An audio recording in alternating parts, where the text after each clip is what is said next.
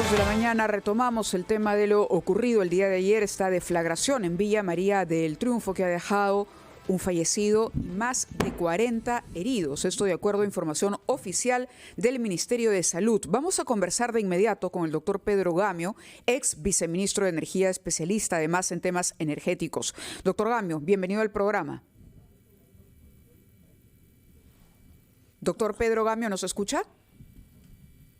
Tenemos la conexión. Buenos días, a tus órdenes. Sí, buenos días. Hola, Muchísimas buenos gracias. días. Gracias y bienvenido al programa, le decía. Sí, quisiéramos conocer, por favor, cuáles son en este momento o qué piensa usted, a partir de la información que se ha hecho pública, podría haber ocurrido en este grifo o en esta estación de abastecimiento, como se pueda denominar, adyacente al grifo Espinosa SAC, en Villa María del Triunfo.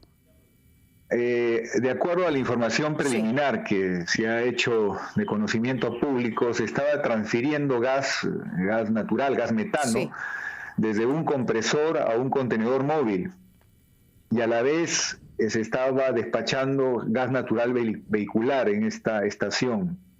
Esto tiene que ser rigurosamente investigado. Se parece mucho a lo que ocurrió hace 2 años en Cantolao, en el Callao, y evidentemente ahora solo podemos hacer preguntas. Por ejemplo, se tiene que verificar si se cumplió con el cambio del revestimiento de los cilindros cada 5 años, como dice la norma, porque estamos hablando de manipulación de sustancias peligrosas y las normas reglamentarias se tienen que cumplir de manera estricta y rigurosa. Estamos viendo también que hay mucho relajo en el manejo, por ejemplo, de balones de GLP. El día domingo me quedé sorprendido viendo que circulan motocicletas hasta con 2 balones de GLP y más cargados. De 2 también, ¿eh? Más de 2 también. Y bicicletas. Eso es tremendo porque va contra todas las reglas de seguridad. Y yo sé que en los últimos tiempos Ocinermin está mejorando su control porque ha habido informes muy críticos de lo que se llama técnicamente falta de trazabilidad. Es decir, las normas en el papel pueden ser muy avanzadas, pero si no hay un monitoreo con gobierno electrónico permanente, corremos el riesgo de que se relajen los controles de seguridad y se pone en riesgo la vida de las personas. Todavía no puedo adelantar juicio porque no tenemos el resultado de la información de campo que nos lleve a ver si ha habido error humano o ha habido una falla técnica o cuál ha sido el problema. Pero sí debo decir que el inventario el control de seguridad a vista de la persona menos informada, vemos que hay situaciones de riesgo en el mundo de las ciudades donde habita el 80% de peruanos.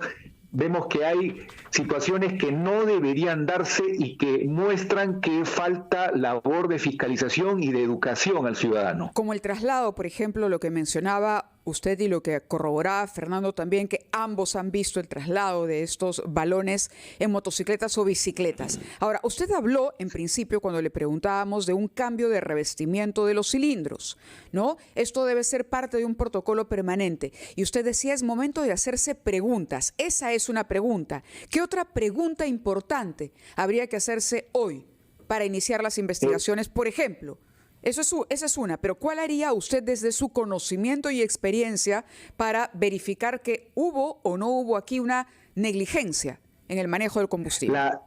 La tragedia hubiera sido mucho mayor si en lugar de gas natural hubiera sido GLP, propano-butano, porque el gas natural es más liviano que el aire. El GLP que usamos en los balones en las cocinas de las casas es más pesado que el aire, por lo tanto, todo esto nos lleva a la pregunta, ¿se está cumpliendo con las reglas de mantenimiento periódico que disponen las normas?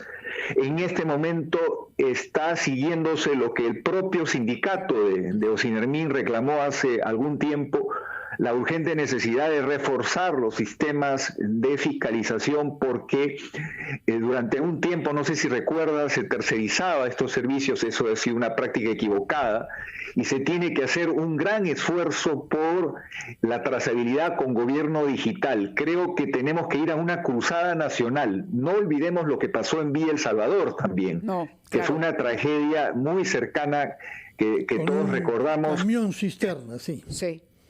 Entonces creo que hay necesidad de afinar las clavijas y el regulador es uno de los institutos públicos que goza del presupuesto mayor en el Estado. Es decir, entidades como Sinermin, como EFA, no tienen problema de recursos, salvo los controles estrictos que a veces no son muy amigables, que tienen que ver con el sector economía, pero que espero que vayan mejorando, pero presupuesto tienen y profesionales calificados también. Entonces lo que hay que hacer es mostrar. Sí, y hago una pregunta desde la ignorancia, por supuesto, en materia de estos temas, porque ayer hablaba uno de los bomberos a cargo de la atención de la emergencia y decía que la emergencia todavía no ha sido controlada y que tomando en cuenta lo que usted ha dicho y ha mencionado con relación al gas natural, que el gas natural es liviano y que suele ir hacia arriba finalmente y que hay que permitir ese desfogue una vez que ya se produce una situación como esta.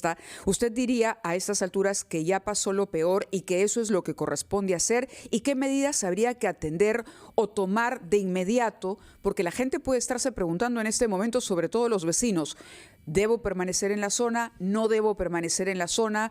¿Corro el peligro de pronto sufrir de una intoxicación? Preguntas desde, le vuelvo a decir, el desconocimiento especializado.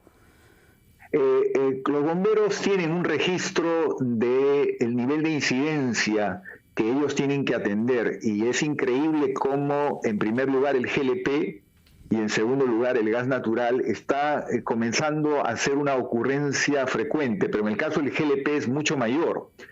Entonces eso tiene que ver directamente con el hecho de que no estamos controlando lo que se llama la gran informalidad que hay en la sociedad peruana. Y yo soy de los que piensa que no debe haber pretextos de decir yo no estoy obligado por mandato legal a perseguir a los informales, para eso está la policía. Eso es un error. Yo creo que tenemos que actuar decididamente cualquiera que esté manejando una sustancia peligrosa, aunque no tenga permiso, aunque no tenga registro, más debe ser la obligación de intervenirlo.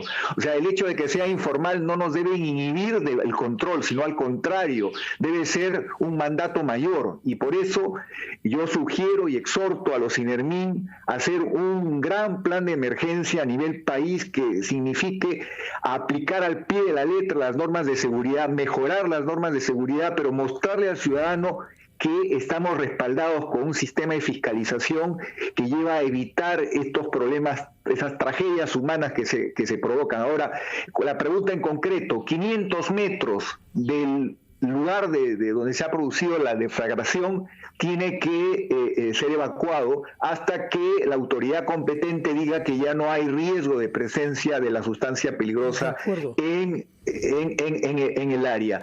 Una vez producido este informe, ya las personas pueden recuperar su vida normal.